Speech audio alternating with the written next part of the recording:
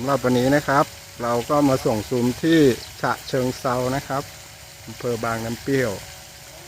หลังสีดำหลังคา PU โฟมกันร้อนนะครับสีดำลายไม้วอลนัทเข้ากับ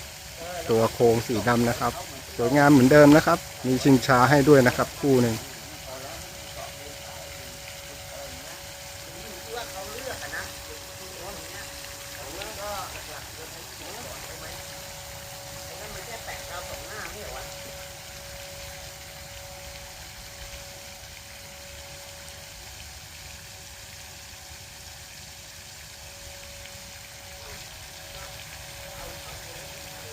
สวยไหมโอโซนสวยไหม